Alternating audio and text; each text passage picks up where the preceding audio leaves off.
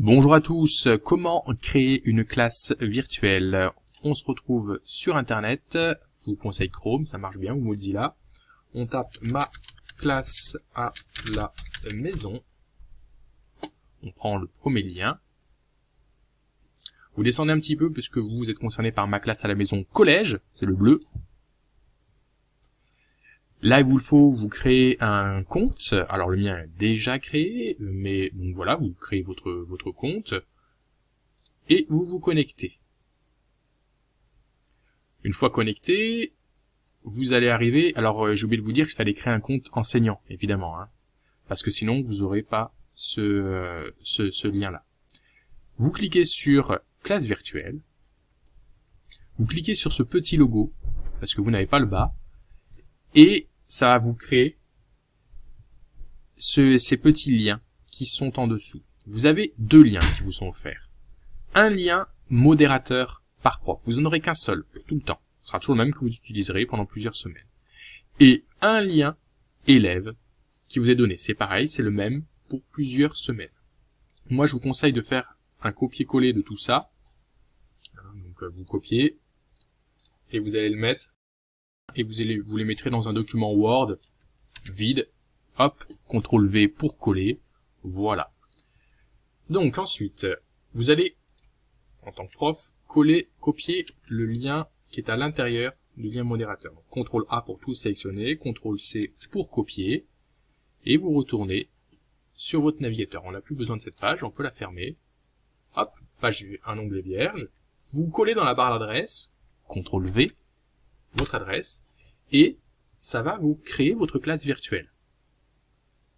Votre classe virtuelle se crée pour une durée de illimitée. Vous arrivez sur votre classe virtuelle.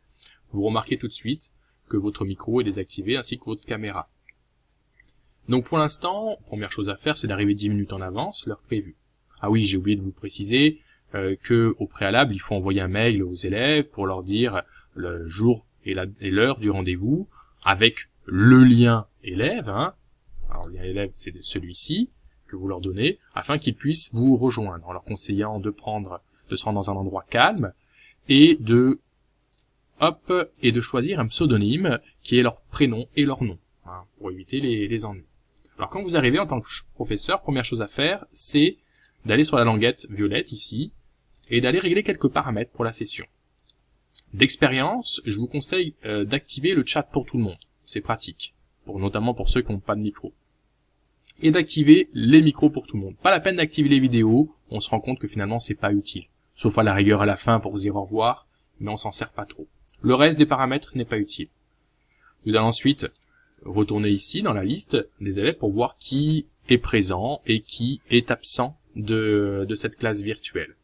Vous verrez les gens arriver petit à petit, puis à l'heure du rendez-vous, vous allez pouvoir commencer à prendre la parole. Vous allez donc activer votre micro ici, voilà. Aussitôt, vous remarquez que quand on active son micro, on voit un petit symbole micro qui apparaît à gauche de notre prénom. Et quand on parle, on voit qu'il y a un petit... c'est noir à l'intérieur du micro, et ça montre qu'on est en train de parler. Ça, c'est important pour savoir qui prend la parole et qui est en train de parler. En effet, quand vous aurez plein d'élèves, ici, vous ne pourrez pas savoir qui parle, sauf grâce à ce petit indice. Alors, faut savoir qu'à ce sujet, si jamais il y a un élève qui dit des insultes, ou qui fait trop de bruit, qui n'arrête pas de monopoliser la parole, vous pouvez lui couper son micro à distance. Grâce à ce petit symbole ici, vous cliquez dessus, puis, bon là, c'est moi, donc je peux pas m'auto-couper le micro, mais vous pourrez lui couper le micro. Vous pourrez aussi l'exclure, par exemple, hein, s'il se montre grossier, de la classe virtuelle. Donc ça, c'est intéressant.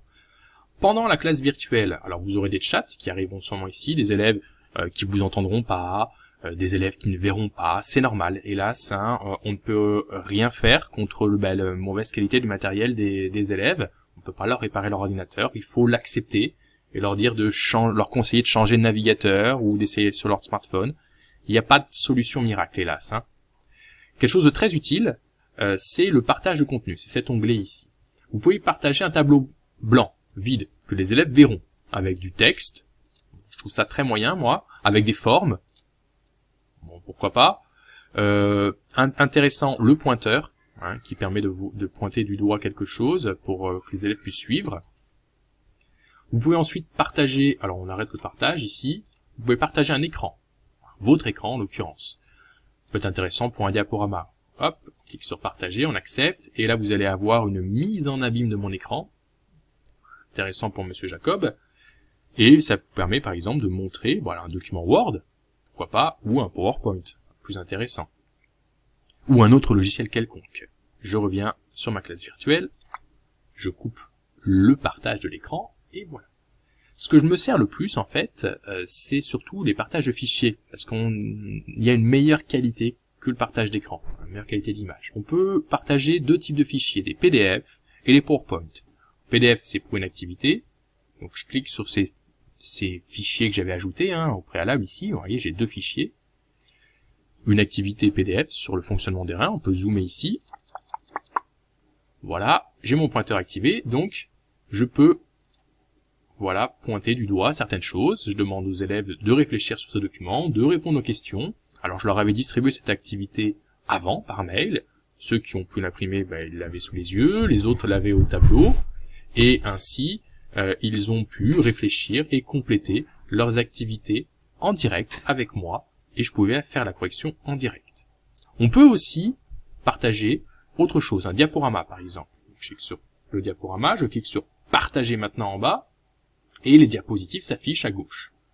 Hop, voilà le diaporama qui correspond, donc différentes images, etc. Et intéressant, moi je leur ai fait également partager la leçon qu'ils devaient recopier. J'aurais donc dicté la leçon, et en même temps je l'affichais au tableau pour qu'il n'y ait pas de faute d'orthographe. Ainsi, ils ont recopié leur leçon, souligné les mots, encadré en rouge, comme en classe. Certains vous diront qu'ils voient pas l'image. Je l'ai dicté pour eux. Pareil, petit souci technique. Voilà, à mes yeux, les fonctionnalités les plus importantes de cette classe virtuelle. À la fin de la classe virtuelle, je vous conseille, vous pouvez dire au revoir, activez votre caméra ici, activez la caméra des élèves s'ils veulent se faire un petit coucou ici. Après, ils seront obligés eux-mêmes de l'activer par eux-mêmes. Mais une fois que tout le monde s'est dit au revoir, vous allez désactiver le chat, désactiver l'audio, désactiver votre propre micro. Des fois, on peut l'utiliser d'ailleurs si jamais un de vos enfants surgit dans la pièce en parlant, comme ça, les élèves n'entendront pas votre enfant. Ainsi, là, plus personne ne peut parler, plus personne ne peut écrire. Les élèves vont naturellement quitter la classe virtuelle, et quand il n'y a plus d'élèves, moi je me déconnecte. J'attends qu'il n'y ait plus d'élèves, parce que sinon ils pourraient rester, on sait jamais, traînailler, donc j'attends qu'il n'y en ait plus, et puis je quitte la session. Voilà.